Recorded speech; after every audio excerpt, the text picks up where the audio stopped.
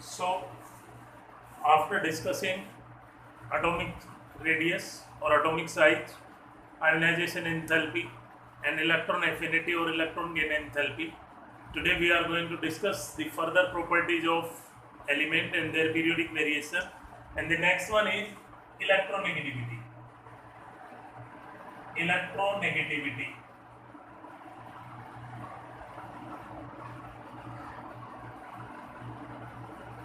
Yesterday, I have mentioned electronegativity means tendency of bonded atom to attract the shared pair of electron.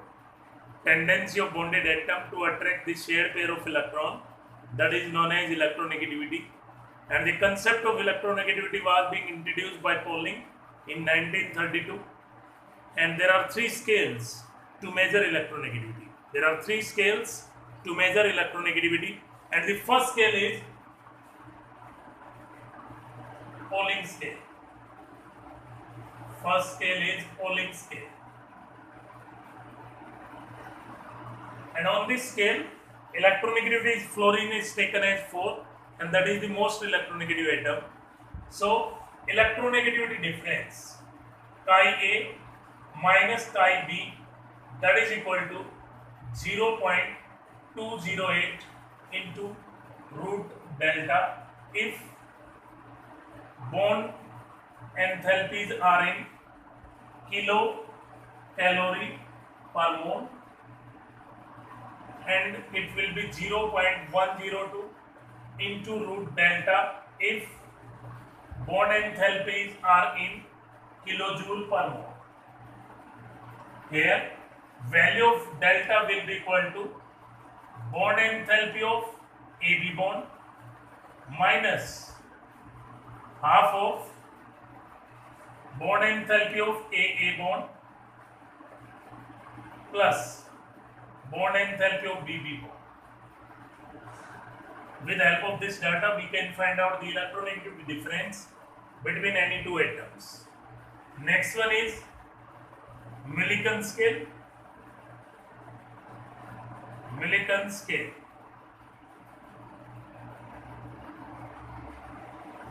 According to it, the electronegativity chi will be equal to ionization enthalpy plus electron affinity upon 2. Electron affinity upon 2 if these are in electron volt.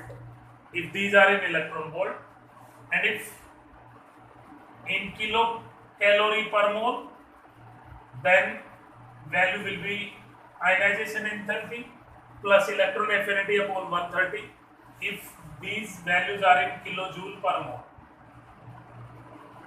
and ionization enthalpy plus electron affinity upon 540 if these values are in kilocalorie per mole. Millikan scale and Pauling scale are related together like this formula. Chi Pauling is equal to chi Millikan upon 2.8. Chi Millikan upon 2.8. Now, the third scale, that is known as Allard-Rousseau scale. Third scale about electronegativity is Allard-Rousseau scale.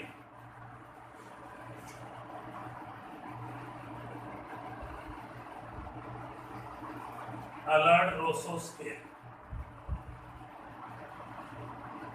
And according to it, electronegativity is equal to 0.744 plus 0.359 Z effective over R square. Z effective over R square. And electronegativity will depend on two factors generally. Electronegativity will depend on two factors generally. And the first factor is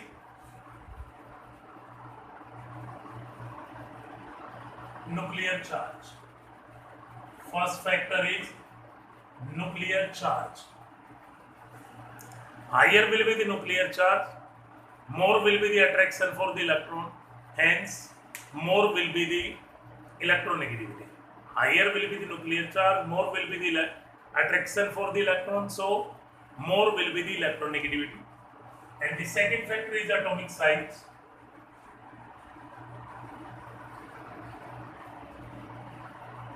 Larger will be the atomic size, lesser will be the attraction for electron, so lesser will be the electronegativity. Lesser will be the electronegativity.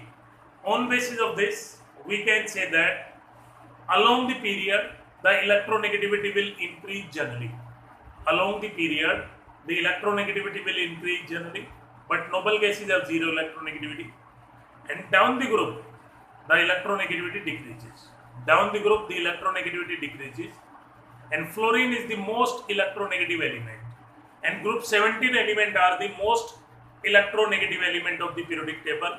Question may be there, arrange fluorine, chlorine, bromine, iodine in increasing order of electronegativity. So order will be here, iodine least, then bromine, then chlorine, and then fluorine. Now we have to discuss about the applications of electronegativity. Electronegativity is an important topic. So first application is it can be used to find out the nature of the molecule or nature of the chemical bond.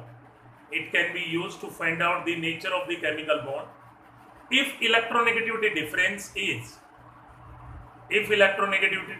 is 1.8 or more, then the bond will be ionic, and if less than or equal to 1.8, then bond will be covalent. Electronegativity difference is more than 1.8, bond will be ionic, and we can find out the percentage ionic character of a bond by use of following two equations. The first one is Pauling equation. Pauling equation. And according to it, percentage ionic character, that will be equal to 1 minus exponential raised to power chi A minus chi B over 4 into 100. I am repeating, percentage ionic character is equal to 1 minus exponential raised to power chi A minus chi B over 4 into 100. And according to the second method is Haney-Smith equation. Haney-Smith equation. Haney-Smith equation, and in it percentage ionic character will be equal to 16 into chi A minus chi B plus 3.5 into chi A minus chi B square. I am repeating, percentage ionic character is equal to 16 into chi A minus chi B plus 3.5 plus into chi A minus chi B whole square. I am taking a numerical. What is the percentage ionic character? Percentage ionic character of a bond AB. Bond AB if electronegativity difference is 2.2. If electronegativity difference between A and B is 2.2, we can solve it by putting this value here. Percentage ionic character is equal to 16 into 2.2 plus 3.5 into 2.2 whole square. That comes out to be 35.2 plus 3.5 into 2.2 into 2.2, and that comes out to be 35.2 plus 22 5 job 110, 7.7 into 2.2, and that will be 35.2 plus 154 15 154 169 16.94, and that comes out to be 4 1 2 62.14%. And keep it in mind, a bond can never be 100% ionic. A bond can never be 100% ionic. We can solve the numerical like this way. Next application is we can find out the bond length between two atoms. We can find out the bond length between two atoms, and bond length can be found out by use of Stevenson-Shoemaker equation. Bond length can be found out by use of Stevenson-Shoemaker equation. Stevenson-Shoemaker equation. And according to it, bond length will be equal to radius of A plus radius of B minus 0.09 into chi A minus chi B, where chi A minus chi B is the electronegativity difference. So, more will be the electronegativity difference, lesser will be the bond length. More will be electronegativity difference, lesser will be the bond length. Now, question might be there, what is the bond length? What is the bond length of bond AB if diameter of A and B are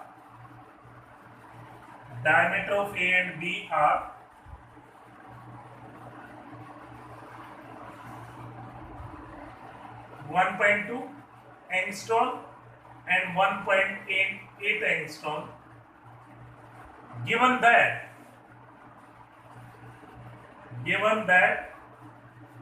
electronegativity difference is 1.9. Electronegativity difference is 1.9. Applying the Stevenson-Shoemaker equation, we know DAB is equal to radius of A plus radius of B minus 0.09 chi A minus chi B, and that comes out to be radius means half of diameter, 0.6 plus 0.9 minus 0.09 into 1.9, and that comes out to be 1.5 minus 19.71, 0.171, and when we will subtract it, it comes out to be 1.329 angstrom. 1.329 angstrom. Now, the third application is about bond angle. That is the topic of next chapter 2, and very important one. The bond angle will depend on geometry of the molecule. The bond angle will depend on geometry of the molecule. If electronegativity is same, if the geometry is regular,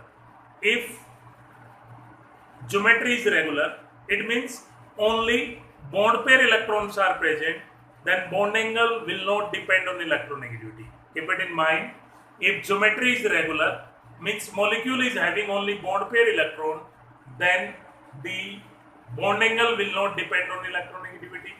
But if geometry is irregular, means both bond pair and lone pair are present, then the bond angle will increase with increase of electronegativity of central element. The bond angle will increase with electronegativity of central element, and it will decrease with increase of electronegativity of surrounding element. I am repeating, if geometry is regular, then there will be no influence of electronegativity. If geometry is irregular, then bond angle will increase with increase of electronegativity of central element, and it will decrease with increase of electronegativity of surrounding element. But one exception is there. For PF3, the bond angle will be higher than PS3 and PCl3 due to back bonding. We will discuss in next chapter about this topic. Now, next property is electropositivity. Electropositivity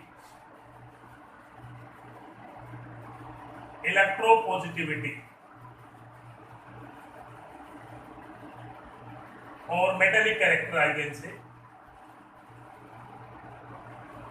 It is the tendency to lose the electron. It is the tendency of to lose the electron, and it will depend on ionization enthalpy.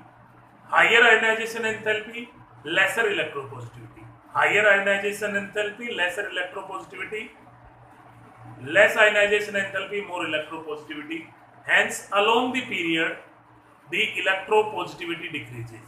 Along the period, electropositivity decreases, while down the group, electropositivity increases. Hence, the alkali metal are most electropositive element of the periodic table. Alkali metal are most electropositive element of the periodic table, and down the group, the electropositivity will increase. Hence, cesium is the most electropositive element of periodic table. Cesium is the most electropositive element of the periodic table. Next property is reducing power and oxidizing power. Reducing power and oxidizing power. Reducing power and oxidizing power.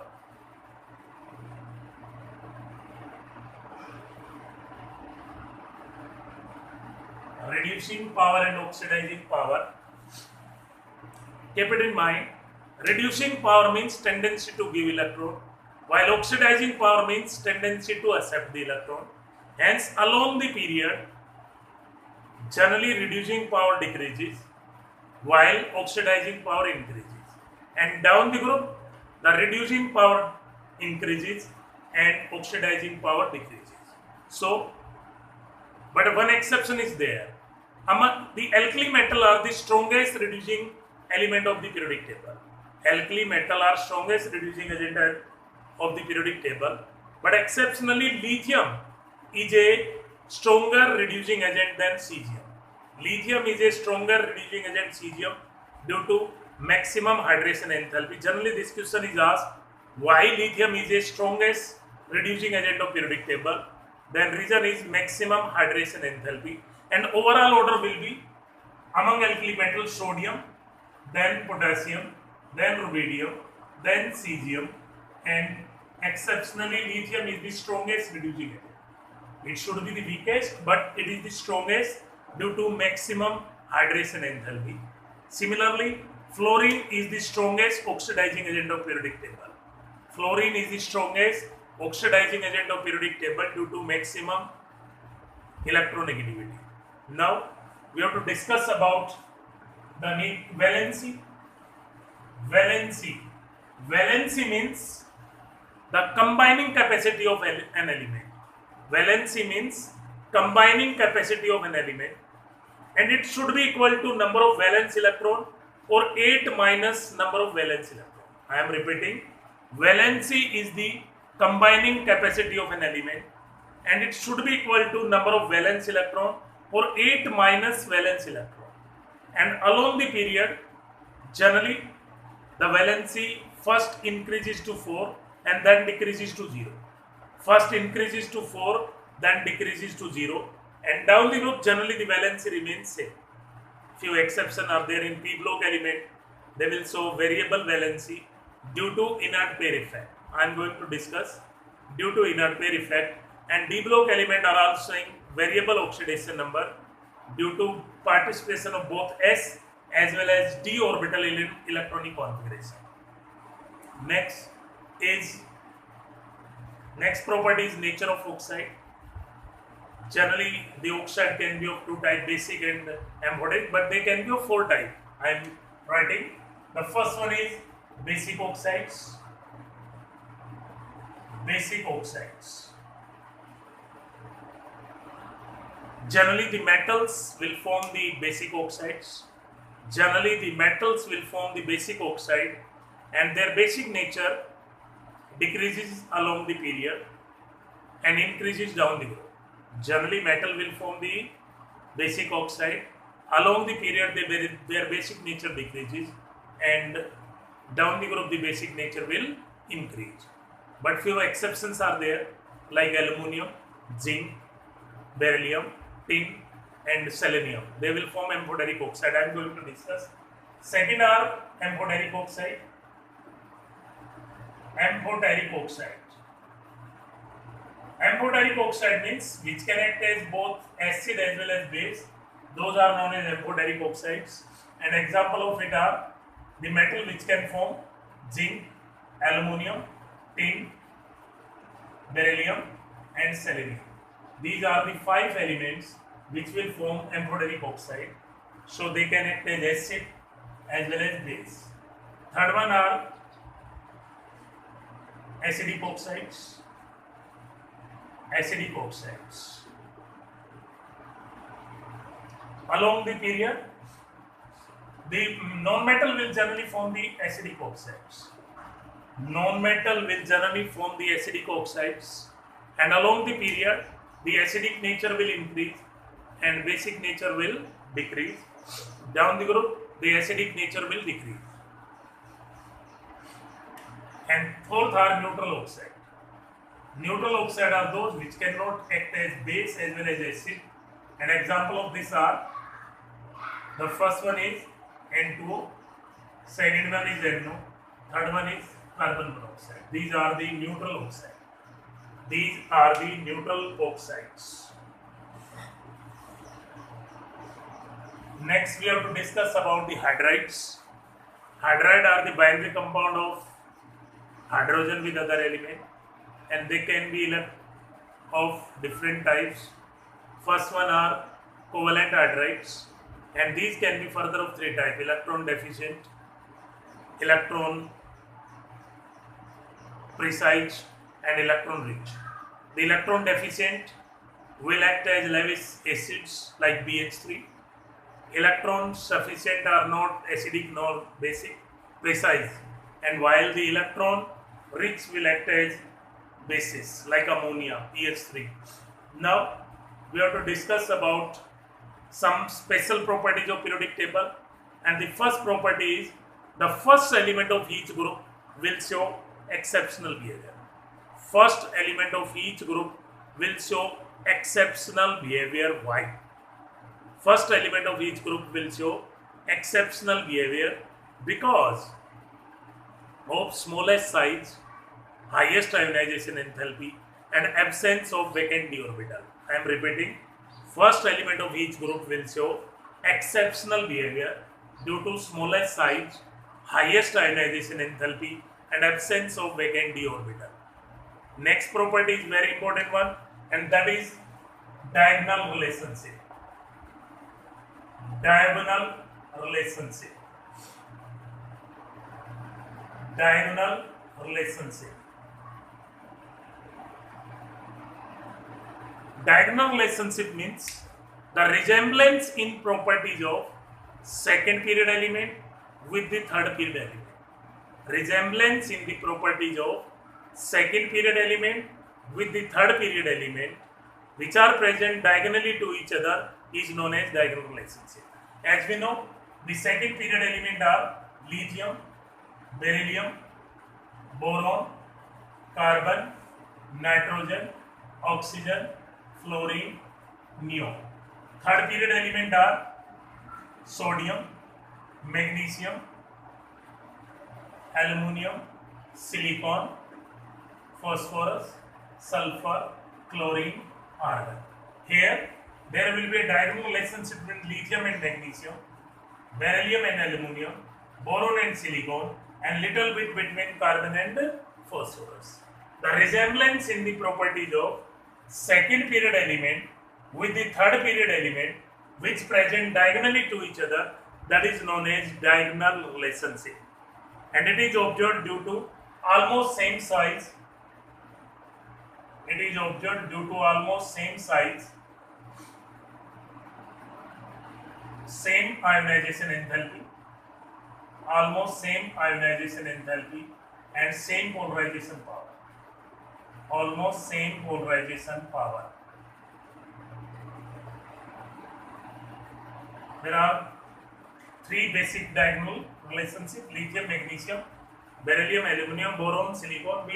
In later chapter we will discuss about their properties also. Next is inert pair effect. Inert pair effect, very important topic. Generally question may be there. Inert pair effect. As I am saying, inert pair. So as we move down the group in p block element, as we move down the group in p block element, the s orbital electron will show reluctance in bond formation participation. The reluctance of s orbital electron in bond formation as we move down the group in p block elements, that is known as inert pair effect. I am explaining with an example. Let's suppose group 13 elements are there: boron, aluminum, gallium, indium and thallium. Boron, aluminum, gallium, indium and thallium. Their electronic configuration is: for boron, helium 2s2 2p1. For aluminum it will be argon, neon 3s2 3p1. For gallium it will be argon 4s2 3d10 4p1. For indium it will be krypton 5s2 4d10 5p1. And for thallium it will be xenon 6s2 4f14 5d10 6p1. Now see here, there is less difference of energy of 2s and 2p, same for 3s and 3p, same for 4s and 4p, 5s. But for thallium, the 6s orbital and 6p orbital have large difference of energy. So these s orbital electron will not take part in bond formation easily, and due to it, the inert pair effect will take place and lower oxidation number will become more stable than the higher oxidation number as we move down the group in p block element. As we move down the group in p block element, the lower oxidation number become more stable than higher oxidation number. Let's suppose question may be there: aluminum is having oxidation number +3, but thallium is having stable oxidation number +1. Why? Then reason will be inert pair effect. And this inert pair effect can take place for each p block element. Same way, carbon is having stable oxidation of +4, but lead is having oxidation of +2. Why? The reason will be inert pair effect. After discussing these properties, one more thing is there: typical element. Typical element. What do you mean by typical element? So keep it in mind, the group second period element and third period element, they are known as typical element. Group the third period element and second period element, they are known as typical element because they will represent the properties of all the group elements. Next is bridge element. Question may be there in this. Bridge element. Bridge element. I have mentioned the group second in Mendeleev periodic table is divided in two parts: second A and second B. Second A and second B. Second A element are beryllium, magnesium, calcium, strontium, barium and radium. Radium is radioactive. And second B element are zinc, cadmium, mercury and copernicium. So magnesium here is acting as a bridge element. Magnesium here acting as a bridge element because it is showing the properties of both second A and second B block element. Second A and second B block element, group element. That's why magnesium is known as bridge element. There is a bridge between beryllium, magnesium and zinc, beryllium, magnesium and calcium. So magnesium is the bridge element here. Now I am going to discuss about the last topic, and that is the general properties of different block elements. After discussing these properties, I think you have understand. Now we have to discuss about the general properties of different block element, and the first one is S block element.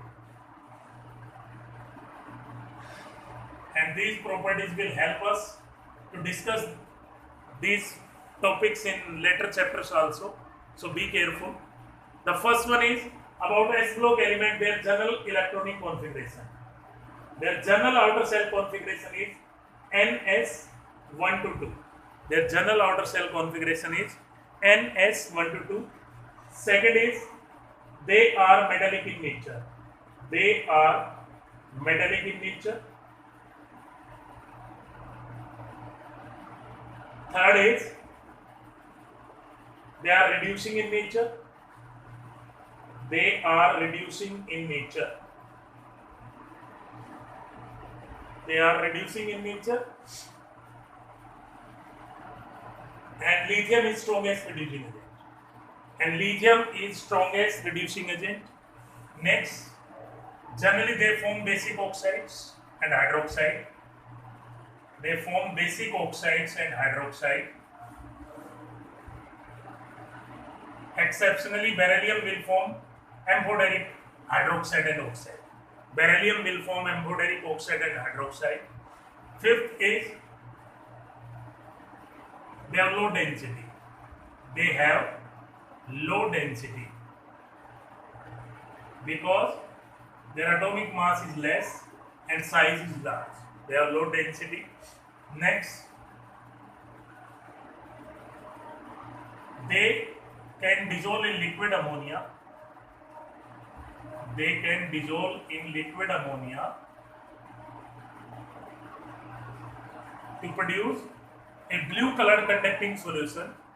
They can dissolve in liquid ammonia to produce a blue colored conducting solution due to ammoniated electron. Due to ammoniated electron. I am repeating, they get dissolved in liquid ammonia to produce a blue colored conducting solution due to ammoniated electron.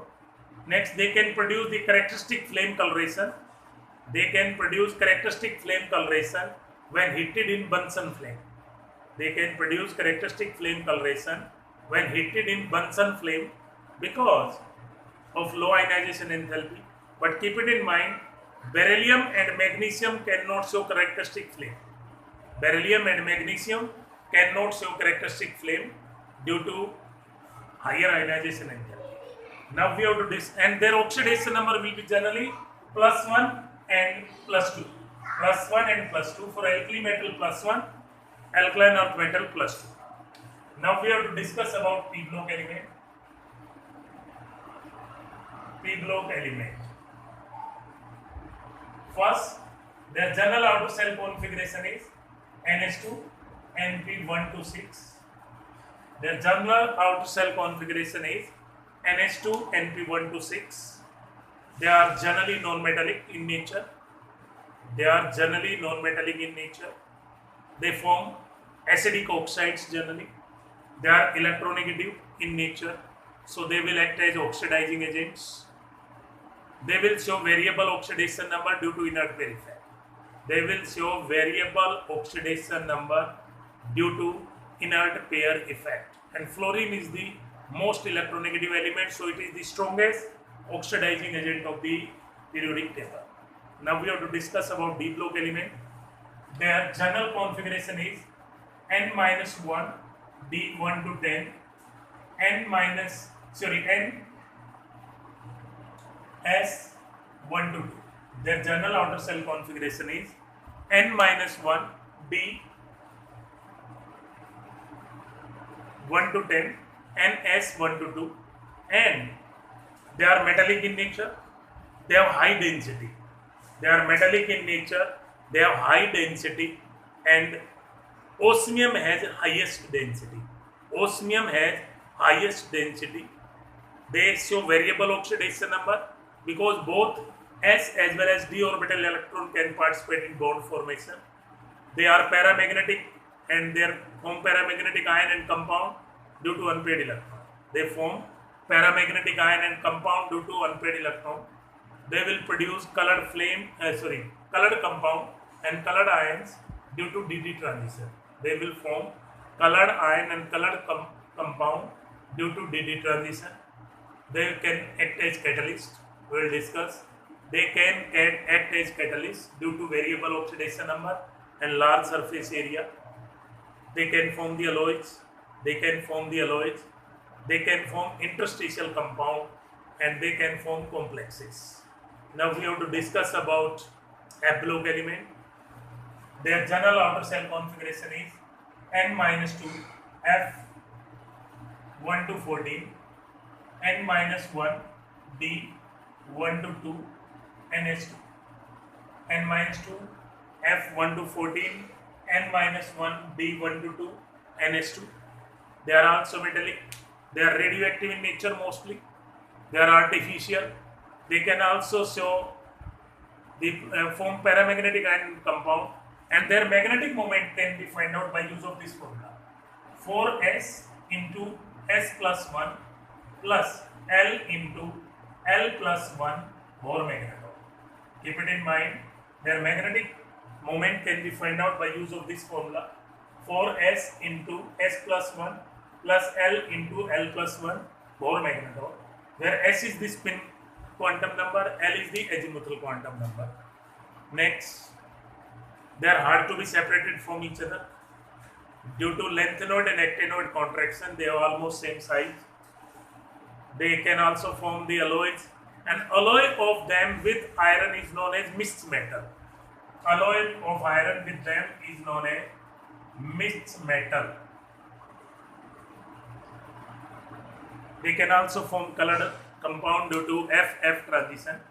Their stable oxidation number is +3. Their stable oxidation number is generally +3. And the last topic can be drawback of modern periodic table. Drawback of modern periodic table is that it cannot explain the position of hydrogen, because position of hydrogen is abnormal, because it has resemblance with both alkali metal as well as halogens. Resemblance as well as differences with alkali metal as well as halogen. Second, the position of lanthanoid and actinoids cannot be explained. Position of lanthanoid and actinoids cannot be explained. I hope you have understand this chapter. It is a very important chapter and the basis of chemistry, I can say. You have to do the assignment of both the chapters, which are going to be asked in your test on first. I have finished. You can share your doubts and send to me through my WhatsApp number, or you can call me. Till then, thank you.